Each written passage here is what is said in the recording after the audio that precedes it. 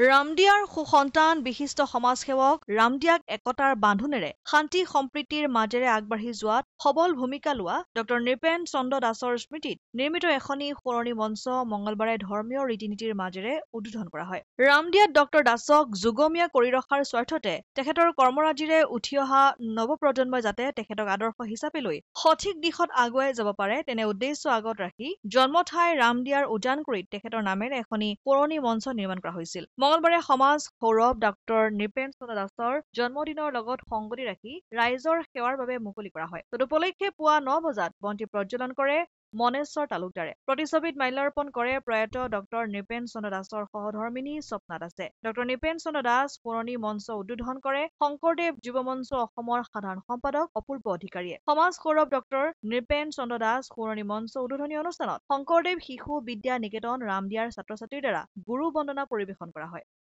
মই প্ৰথমে সমূহ ৰামদিয়াবাসীক মই এই আজি মঞ্চ উন্মোচনী সভাত উপস্থিত থকা সকলোকে মই শ্ৰদ্ধা আৰু হিয়া ভৰা মই শুভেচ্ছা জনাইছোঁ। আজি মোৰ 2 ভাদ 19 আগষ্ট আপোনালোকে জানে তেওঁ 2023 28 নৱেম্বৰত তেওঁ এই সংসাৰৰ পৰা গুচি গৈছিলে। তেতিয়া মোক এই উজানকুৰি সুতুলমুখৰ ৰাইজে মোক এখন মঞ্চ বিচাৰিছিলে। তেতিয়াই মই দিম বুলি কৈছোঁ, কাৰণ এই জেগাতে তেওঁ নিজেও সাংস্কৃতিক অনুষ্ঠান কৰি গৈছিলে। প্ৰায় 6-7 তেনেকুৱা বয়স তেওঁ আছিলে মোক কোৱা মতে। সেয়েহে মই সকলো ৰাইজে কোৱাত মই মঞ্চখন দিম বুলি সিদ্ধান্ত লৈছোঁ। আৰু আজিও মঞ্চখন তেওঁ 19 আগষ্ট 2 ভাদ তেওঁ মঞ্চখন সম্পূৰ্ণ হৈ উঠা নাই। তেওঁৰ জন্মদিন কাৰণে মই আজি ৰাইজৰ মাজত উচৰ্গা কৰিছোঁ। আজি ৰাতিপুৱাৰ পৰা তেওঁৰ মাল্যাৰ্পণ হৈছে, বন্তি প্ৰজ্বলন হৈছে আৰু এই মঞ্চখন উদ্বোধনী অনুষ্ঠান হ'ল। আৰু এতিয়া এখন আলোচনী সভা হৈ গ'ল, ধৰ্ম আলোচনী সভা হৈ গ'ল। আৰু এতিয়া আমি সকলো ৰাইজক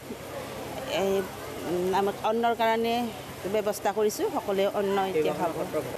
মই সত্ৰ সংঘ তেওঁ শ্ৰীমন্ত শংকৰদেৱ তেওঁ গুৰুজনাৰ আদৰ্শৰে তেওঁ গুৰু জয়ন্তীখন তেওঁ সত্ৰ সংঘসমূহ ৰাইজৰ লগত তেওঁ পালন কৰি গৈছিলে 2023।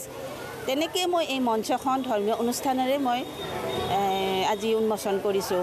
সকলো তেওঁ ভক্ত প্ৰাণ সকলো ৰাইজ মই উপস্থিত হৈছে, সকলোৱে ইয়াতে আহিছে, সেইটো মোৰ ভাল লাগিছে আৰু সেইকাৰণে তেওঁক মই ধন্যবাদ জ্ঞাপন কৰিছোঁ। আহি পাইছে সকলো আছে, সকলো ৰাইজে উপস্থিত আছে। আৰু নিচে কাষতে উজানকুৰি হাইস্কুলখন, এই স্কুলৰ গোটেই শিক্ষয়িত্ৰী গোটেইখিনি আহিব দিছোঁ, আহিছে, উপস্থিত হৈছে। আৰু ছাৰ বাইদেউবোৰো আছে। আৰু আমাৰ শংকৰদেৱ শিশু নিকেতনৰ ৰাতিপুৱা তেওঁলোকৰ গুৰু বন্দনাৰে তেওঁ আৰম্ভ কৰিছে।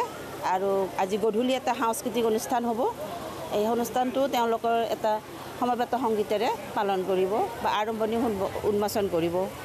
তাৰপিছত তেওঁ কথক নৃত্য থাকিব, ভৰতাল নৃত্য থাকিব, বৰগীত থাকিব, বিহু এটা থাকিব আৰু স্থানীয় সৰু সৰু ল'ৰা ছোৱালীৰ নৃত্য থাকিব।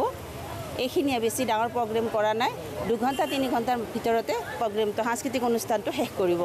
একদম পূৰা আধ্যাত্মিক অনুষ্ঠানেৰে মই কৰিছোঁ। তেওঁ যেনেকুৱা আছিল তেনেকুৱাকৈ মই কৰিছোঁ। হাজোৰ পৰা কমলা কানদাসৰ ৰিপৰ্ট, অসম আদিত্য।